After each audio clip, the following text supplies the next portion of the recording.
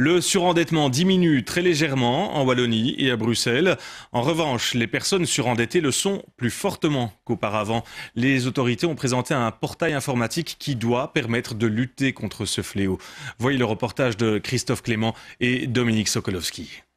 Gaz, électricité, produits pétroliers, le coût de l'énergie flambe, aggravant tout particulièrement la situation des familles précarisées. C'est le constat dressé par ce service de médiation de dette où 400 personnes viennent chercher de l'aide chaque année. Les charges sont plus importantes et les ressources ne suivent pas forcément, n'ont pas suivi l'inflation. Donc il y a un déséquilibre à ce niveau-là et il faut bien trouver un moyen de les résoudre.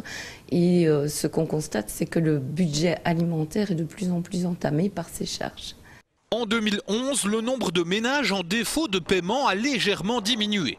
Mais par contre, l'endettement moyen de ces ménages augmente, lui, pour atteindre aujourd'hui 19 500 €. Probablement que ces personnes arrivent de moins en moins facilement à rattraper une situation qui s'est déclarée au fil des années antérieures, c'est-à-dire 2008, 2009 et dans une moindre mesure dans l'année 2010. Et donc, elle s'aggrave au fil du temps.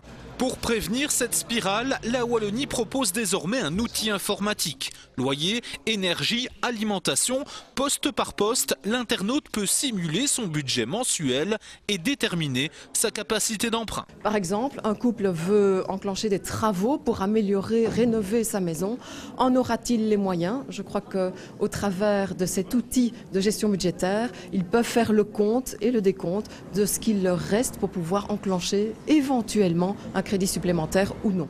En Wallonie et à Bruxelles, 5% de la population présente au moins un défaut de paiement. Les ménages endettés sont par contre 2 fois moins nombreux en Flandre.